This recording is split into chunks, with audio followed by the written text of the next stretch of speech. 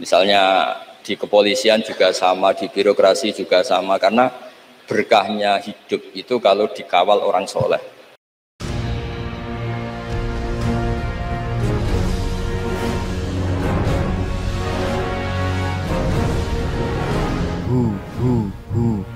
Allah. Ini kalau sekedar dugi ini pun jadi anak yang berakhlak karimah. Terus kalau buatan perlu nyampe nomor itu kata-kata tekotok ini pun soleh pol pergi diutus neng Aina lewat Gus Subab. Gus Subab itu putrane Mbah Mun. Terus kalau diteror satu orang tidak mandi ya dua orang. Semua teniku kabeh diteleponi dulur kula Gus kula. Sing dereng ditelepon malaikat Jibril mawon. Untuk memaksa kula hadir. Kalau mau matur Bu Khofifah, kalau niku hanya mau undangan orang sepuh. Ternyata orang sepuh itu banyak. Teng Mbah Hamid Pasuruan sepupu Mbah Kulo, teng mriki gurune Mbah Maimun. Terus riyen Mbah Mun ngaji teng Lirboyo. Terus keluarga Lirboyo kadose memanfaatkan hak maksa. Kalau cerita sing ringan-ringan mawon bahwa benar Bu Khofifah tadi berkah itu dimulai dulu itu ada Baksul Masail begini Bu Khofifah. Agak Baksul Masail itu agak benar tapi ya benar. Gimana hukumnya polisi dari perempuan atau gimana hukumnya wanita jadi polisi. Nah ini Bu, Neng Aina nggak usah Baksul Masail langsung eksekusi langsung meraktekkan. Itu hampir semua musyawirin bilang haram karena polisi itu wilayah lelaki. Wilayah lelaki karena nangani penjahat, nangani kriminal. Tapi ada kiai yang agak unik. Mungkin termasuk kita yang unik itu. Itu Pak Yai, kalau bandar narkoba itu kadang pengedarnya perempuan dan kadang disembunyikan di tempat yang nggak boleh tersentuh lelaki. Kalau semua polisi lelaki itu gimana itu solusinya? Walhasil terus kiai itu bilang, ya udah boleh. Terus karena nggak kebayang kan, misalnya disembunyikan di tempat-tempat tertentu, kemudian polisinya itu cowok. Semenjak itu terus ada maklum kalau polisi itu dari perempuan. Saya tidak tahu Arisalah ngirimkan yang diterima di Akpol itu berdasar fikih itu apa enggak tahu. Tahu yang jelas itu ada fikihnya juga. Jadi makanya mendengar itu penting karena barokahnya mendengar itu kita menjadi tahu cara pandang orang lain. Dulu itu orang mengira kalau kiai besar diundang di musola kecil gak datang itu dulu dikira keangkuhan. Tapi semenjak ada sudut pandang, terus niki sekaligus hormat nama Arisalah. Arisalah itu nama yang meminta namanya Abdurrahman bin Mahdi. Ya ini tadi saya juga memberi hadiah sama Gus Sofa sama Gus Alawi kitab Ar-Risalah. Kemudian ditulis tebel sampai sekitar 700 halaman namanya kitab Ar-Risalah. Di situ ada kaidah-kaidah cara menganalisis Quran dan hadis. Dan itu berkahnya Masya Allah akhirnya fikih kita tidak fikih harfiah, tapi fikih yang benar-benar bisa menjawab tantangan zaman. Di antara yang paling terkenal misalnya ibu saya itu namanya Yohanit, persis tabarruk sama namanya ibunya Nabi Musa. Khilah ya. Di fikih itu ada kitabul khilah, bab merekayasa hukum. Jadi Nabi Musa kita tahu jalani hidup terbaikmu. Greenfields Fresh Milk. Itu Nabi Musa. Setelah itu Nabi Musa kecil disusui siapa aja nggak mau. Ini cerita kecerdasan perempuan zaman itu sudah cerdas. Jadi sebelum sekolah Arisalah juga ada yang cerdas. Terus gini ibu Nabi Sinten Musa. Itu cerdas sekali. Dia minta saudaranya supaya meneliti ini larungan Nabi Musa sampai mana. Singkat cerita ngerti kalau itu ditemu Fir'aun. Ketika cari perempuan yang menyusui, tidak ada yang mau Nabi Musa. Wa harramna alaihil maradi, semuanya menolak. Singkat cerita, saudaranya ini bilang, hal adulluka ala ahli baiti yakfulunahu lakum. Ini saya tunjukkan keluarga yang mungkin susuannya pas dengan Nabi Musa, dengan Musa kecil. Lalu pengawal-pengawal Fir'aun itu curiga, loh kok tahu? Sebab itu untuk menghilangkan curiga dia bilang, Tapi mintanya bayaran tuh tinggi. Jadi berkahnya minta bayaran itu malah dikira ini benar-benar orang lain. Karena kalau ibunya sendiri pasti tidak minta bayaran. Jadi ini cerita. Jadi mulai dulu perempuan tuh pinter ngerekayasa. Ya agak ruwet nih. Jadi kita ini partai-partai yang kalah sama ibu, kalah sama apa saja lah, sama Bu Nyai. Kalau santri ditanya, takut mana Bu Nyai sama Pak Yai? Mesti jawabannya takut Bu Nyai. Itu ijma, itu sudah ada ijma. Karena kiai itu lebih sabar itu. Kalau kata Bu Nyai enggak, kiai itu lebih pelupa. Jadi kalau ada masalah gampang lupa. Saya dapat dua nikmat. Dia ketemu putranya, sekaligus dapat uang dari Fir'aun. Jadi Quran kalau mencontohkan perempuan itu luar biasa. Ada lagi contoh Asia. Perempuan itu memang misteri. Ada yang istrinya Fir'aun jadi wanita hebat, yaitu Asia. Ada yang harusnya solihah kelas papan atas karena istrinya Nabi Nuh, malah enggak. Sehingga pola-pola fikih perempuan, saya ulang lagi, pola-pola fikih perempuan itu Imam Syafi'i ngarang. Itu kalau sudah tentang perempuan itu ya pusing. Jadi ternyata pusing itu kalau ditarik ke atas. Itu dulu Rasulullah itu menghadapi Aisyah sama Fatimah itu ya pusing. Itu kalau Halah datang, Halah itu saudaranya Khadijah. Itu kalau datang itu betapa hormatnya Rasulullah. Makasih kamu datang mengingatkan pada Sayyidah Khadijah, pada Khadijah gini-gini. Itu Sayyidah Aisyah cemburu. Kenapa engkau mengingat Khadijah terus? Padahal Allah sudah mengganti yang lebih cantik daripada yang sudah tua. Pokoknya menyebut ajus itu tua, yaitu Khadijah. Gantian Sayyidah Fatimah yang tersinggung karena ibunya disebut ajus, tua. Nabi itu cara ngelola dua wanita ini, yang satu bangga dengan kecantikannya dan keperawanannya, dan Sayyidah Fatimah tertekan karena ibunya jadi korban, yaitu dianggap sepuh. Itu Nabi cara menyelesaikan itu unik. Bilang gini, Fatimah, kamu bilang ke Aisyah, sehebat-hebatnya kamu itu perawan dapat duda. Sementara ibuku janda dapat.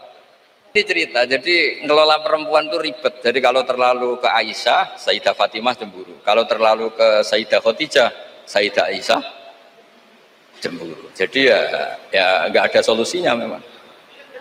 Jadi kalau kiai ngaji fiqhul mar'ah itu, fiqhul nisa itu nggak ada selesainya. Kata Nabi, khuliqat min dila'in a'wad, didesain dari iga yang bengkok.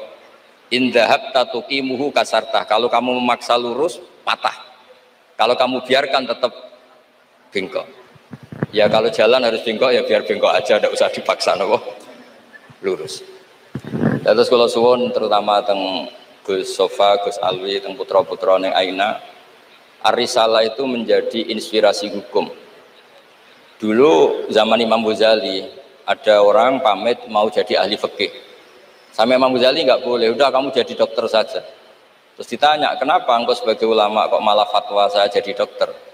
Kata beliau, banyak negara Islam yang karena nggak ada yang belajar dokter harus berobat ke dokter yang non Muslim. Begitu juga di dunia ekonomi, di dunia politik dan seterusnya dan seterusnya. Jadi itu yang dikenal dengan usul fikih. Dulu Imam Syafi'i itu bencinya sama orang kaya itu Masya Allah, karena beliau lahir miskin dari komunitas miskin, dan beliau referensinya miskin itu lebih menyelamatkan karena lebih ringan hisabnya. Itu malaikat bagian hisab. Kalau hisab orang miskin kan pusing, nggak ada yang bisa dihisab kan. Mau dihisab apanya? Hanya beras 1 kilo kan nggak ada dosanya kan karena darurat. Tapi setelah beliau ngaji usul fikih masyhur itu, beliau datang ke Muhammad bin Hasan As-Syaibani. Ini asal usul beliau ngarang kitab Ar-Risalah. Itu emas itu tumpuan di meja. Kalau ngitung uang itu di depan umum. Makanya ini juga jadi fikih. Makanya menurut saya kiai-kiai itu kalau ngitung uang banyak kesunatannya di depan umum. Biar orang nggak kepikiran nyalami template. Karena uang kiainya sudah banyak. Itu Muhammad bin Hasan As-Syaibani itu kalau ngitung uang di ruang tamu. Imam Syafi'i ini penguatan terhadap nama Ar-Risalah Bunyai Aina, karena Ar-Risalah itu nama kitab Imam Syafi'i paling melegenda. Kenapa engkau ngumpulkan uang sebanyak ini. Engkau orang alim. Biasanya orang alim itu nggak suka uang, nggak suka harta.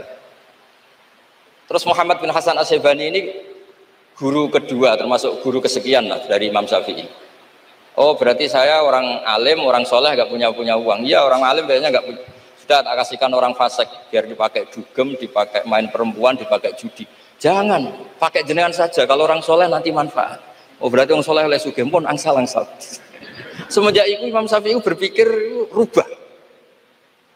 Awal perubahan itu karena beliau ngaji sama Muhammad bin Hasan Asy-Syaibani, beliau menjadi al-usuli, orang yang berpikir secara usul fikih.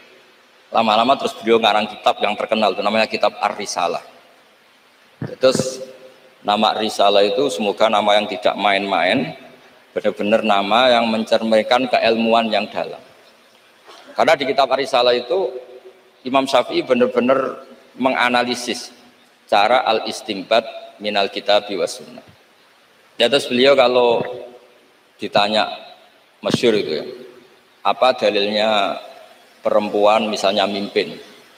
Beliau cerita, ini wajadtu imra'atan tamlikuhum wa utiyat min kulli syai'. Semuanya itu ada dalil. Meskipun nanti ada aturan-aturannya, tapi Imam Syafi'i itu begitu fasih. Dan ini bisa kita lihat kalau kita belajar kitab Ar-Risalah, karena logika yang dibangun kayak tadi. Boleh nggak perempuan jadi polisi? Pertama pilihannya pasti tidak boleh, karena ada wilayah-wilayah yang ekstrim, takut diperkosa, takut mengalami pelecehan seksual macam-macam. Tapi ketika pertanyaannya dibalik, ketika kejahatan ada yang bentuknya nyuwun sewu pemerkosaan dan harus dites, terbukti tidak diperkosa apa enggak, apa-apa. Terus kalau polisinya lelaki semua itu gimana? Begitu juga dokter kandungan. Dulu tuh geger, dokter kandungan tuh boleh enggak dari lelaki? Geger. Tapi setelah Basul Masail didatangkan dokter kandungan, itu dari 10 yang tes, itu yang lulus lelaki semua, yang perempuan enggak lulus. Karena ketika melihat pendarahan, si perempuan ini kaget terus pingsan. Akhirnya yang dablek-dablek ini yang lulus jadi dokter. Nah, akhirnya terus mulai ahli fikih itu mikir dari penjelasan tadi. Apalagi kalau menunggu lama, terus jaraknya jauh, dia harus ke tempat prakteknya malam-malam. Kan kadang bayi juga mintanya lahir setengah 2 dini hari. Nah, itu kan juga repot itu kalau singkat cerita akhirnya mau tidak mau ahli fikih ini mendengar dengan kondisi-kondisi seperti itu. Lagi-lagi jawabannya di kitab Ar-Risalah. Jadi kitab Ar-Risalah itu kitab di mana Imam Syafi'i itu berargumen. Sama seperti tadi, kiai besar diundang di musola kecil itu kalau nggak datang, dulu dianggap sombong. Mentang-mentang sudah besar diundang musola kecil nggak mau. Tapi setelah ada fikih itu, pikirannya dibalik. Wong jatah kiai cilik kok dijupuk yo. Nah itu kalau toko-toko besar boleh di kampung-kampung kan kasihan yang ibu-ibu pedagang. Nah, sekarang kalau kiai besar, payune kiai desa pedak manakipan ae sing kiai ini teko, kiai gede. Apa dadi lakone ra sida kan begitu. Wong saya berkali-kali ngalamin tuh, kalau saya enggak datang di acara-acara gitu, mesti kiai kampungnya matur nuwun Gus jenengan gak teko, muga teko. Ya karena mereka jadi lakon kalau saya datang kan mahjub. Nah itu kan terus jadi mindset fikih juga. Ternyata cara pandang, oh nak teko kiai yang sopan, kiai gede kok diundang di musola cilik teko. Itu mungkin kata orang banyak seperti itu, tapi tanyakan kiai RT itu. Sopan opo, jupuk rezekine wong kan begitu. Nah, fikih-fikih seperti ini itu adanya di kitab Ar-Risalah itu. Jadi Ar-Risalah itu kitab yang luar biasa. Jadi berkali-kali kalau matur sudut pandang itu harus kuat. Ya, sudut pandang itu harus kuat. Ya tadi, misalnya Imam Syaroni dulu itu ditanya, kenapa engkau sekarang suka jadi orang kaya, padahal dulu Anda senang jadi orang miskin. Beliau cerita, ada ulama ditanya seperti itu, terus ngendikan, li'afuza biladzzatil khitab, supaya saya kalau ada khitabnya Allah itu tidak ngenes. Khitab apa? Wa anfiku fisabilillah, kamu harus berderma di jalan Allah. Uang saja tidak punya, kok disuruh berderma, supaya kalau baca Quran itu tidak ngenes teman-teman itu. Misalnya wajah itu bi amwalikum, saya tidak punya harta. Ya semuanya walhasil saya minta lah, baru karena kitab Ar-Risalah itu yang miskin dia seneng karena nanti tidak ada hisab. Yang kaya juga senang karena lebih manfaat pada orang banyak. Yang nggak jabat yang senang karena meringankan hisab. Yang jabat senang karena pahalanya banyak karena ngurus orang nopo banyak. Kalau nu aslinya terkenal ini bukan seneng. Nanti saat ini kalau bukan nanti ngurus median bukan nanti. Pasrah pangeran sebuah urusan. Tapi dongo menolak itu dia bukan mandi kalau pangeran. Mereka engkau nak sing wong carane ngaji gratisan liwat wong koyo kula-kula ngeten iki. Karena kalau yang terkenal itu semuanya matre, itu juga repot umat. Tapi nak kula terkenal kula yo repot. Terus la haula wala quwata illa billah wa hasbunallahu wa ni'mal wakil. Jadi kalau suwon niki memang diminta ngaji ilmiah ya. Kalau minta pondok ini harus menjadi pondok ilmiah. Yaitu misalnya ada dokter yang muslim, muslimah, soleh, solihah, anggap saja itu awal dari praktek islami di dunia apa?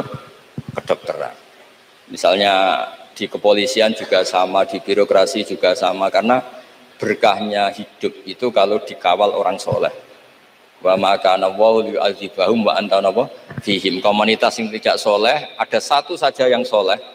Soleh itu bisa materinya karena soleh, kayak para habaib atau Rasulillah, atau soleh karena perilakunya, atau soleh karena keinginannya. Itu semuanya berkah, menjadikan azab ini tidak turun. Wa maka nawaw li'adzibahum wa anta nawaw fihim. Terus kula mboten saged matur kata-kata, wong kula teko tok pun sopan, pun gajaran kula pun kathah niku pun. Kula nak ngaji di rumah pakai kitab itu bisa 2 jam, bisa 3 jam. Tapi kalau ngaji seperti ini itu kan koyok kedikte gitu. Temanya diatur, jamnya diatur. Saya itu kiai yang paling pantangan diatur, tapi karena kalah sepuh ya sudah, jadi ganjaran ngaji ini tidak ilmiahnya tapi tawaduk saya gitu. Mugi barokah tawaduk niki kula nggih untuk barokah pondok Lirboyo ngoten mawon. Assalamualaikum warahmatullahi wabarakatuh.